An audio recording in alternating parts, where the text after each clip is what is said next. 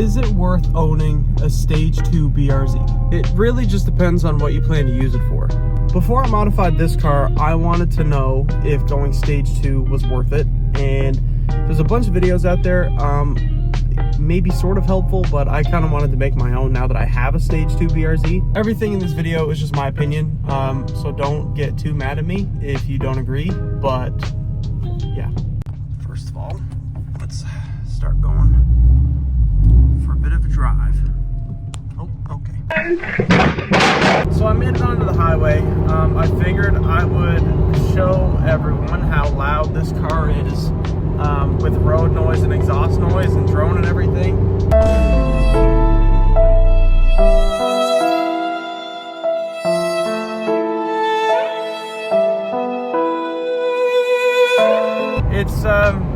It's pretty loud.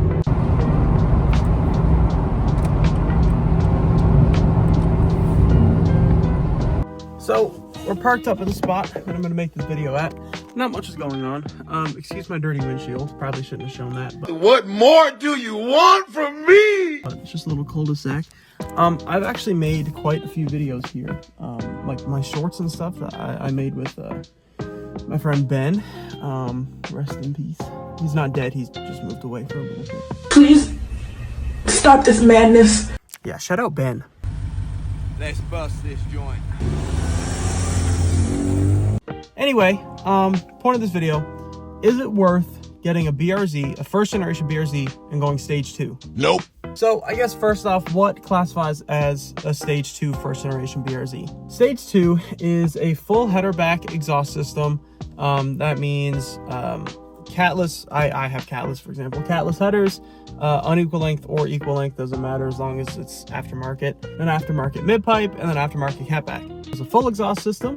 And on top of that, it's a tune, whether you do open flash tablet, OFT, or Ecutech, or however you say that. And some people throw in like intakes and stuff like that.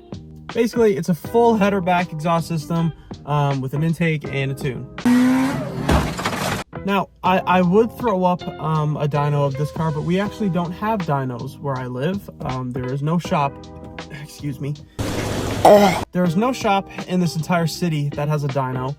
At least as far as I'm concerned, there's not. But I'll throw up on the screen some dyno sheets from other BRZs from the first generation that are Stage 2.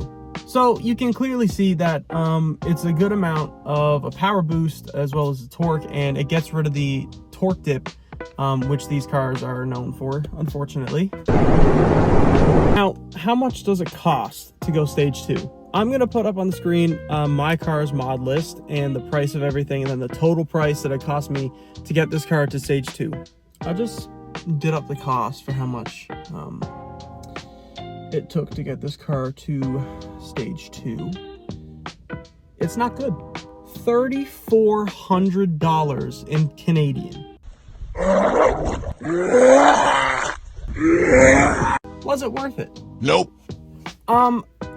Honestly, I'm might be unpopular opinion here. I'm gonna say no, it's not worth it.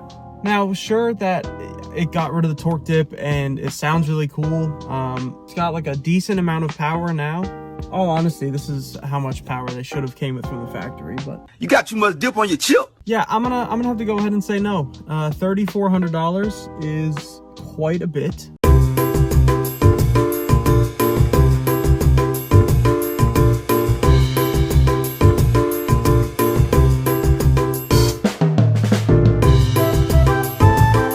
And I literally have it documented on this channel that this car, in its current form, the Stage 2, the only thing that was different was the wrap.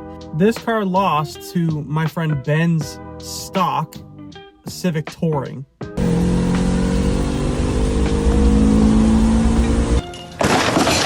I'm gonna do a 0 to 60 test for the Stage 2. Keep in mind, the pavement right now it's not wet. It is cold out today though. But before I do that, why would somebody want to go Stage 2? Well, I think the most obvious one is to get rid of the torque dip, to get more power to the car, to make it a little more like peppy and faster and torquey, whatever. I'm going to say this now, if you own one of these cars, whether it be the BRZ, the FRS, or the 86 or whatever, specifically the first generation, If you are thinking of going stage 2 and you like going fast in roll races, or you like street racing people on the street, do not spend that amount of money and expect to win a street race, because it's not going to happen with this car.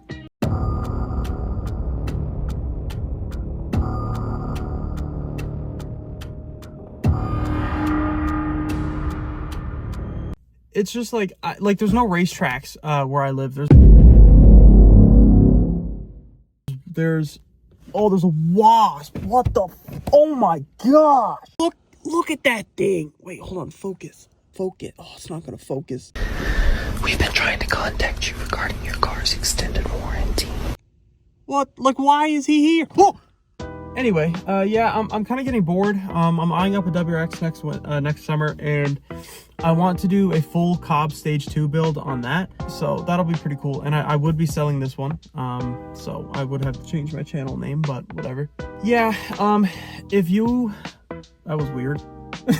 If you're looking for a car, or you have this car already, and you want to street race people, and you think you're gonna win, I promise you, Stage 2 stock, you're not going to win a street race. I promise you, you're not, unless it's like a base model Lancer from 2012 and has like 150 very tired horsepower in it. But I can promise you, any performance car, you are not even going to come close to winning in a street race. If you take it on a racetrack, it might be a little bit different. But What do you mean by that? I mean, just being realistic, at least in my opinion, you're not at a racetrack all day. Like, literally 99% of the time, you're just driving on the street. Going stage 2 on your BRZ is worth it if you take it to the racetrack and you drive these how they're meant to be driven. I personally don't think it's worth that much money just to get rid of the torque dip if you want to go stage 2 specifically just because of that. I really don't think it's worth it. I personally wouldn't do it unless you're tracking this car, or if you really care about not having that torque dip, but you're still not going to win any street races. It's still not going to be a fast car. But I will say, on back roads and like twisty roads and on the racetrack, obviously, having it stage 2 does make a pretty decent difference, especially if you match it with proper tires and suspension. But if you own one of these and you drive it 99% on the street, or even 100% on the street, and you never take it to a racetrack, you never go to the back roads, and you're kind of just like driving around all day, I would not spend that much money just on the stage 2. Now, I am Canadian, so I'm going to change it to miles per hour because there's a lot of Americans who watch me. I don't even know if I'll be able to hit 60, but here we go.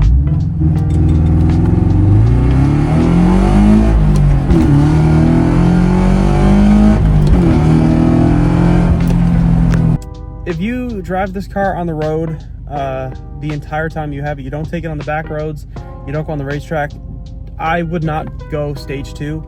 But if you do take it on back roads quite often, and if you do track it, stage 2 honestly would probably make sense. Also, real quick before the video ends, the price is obviously,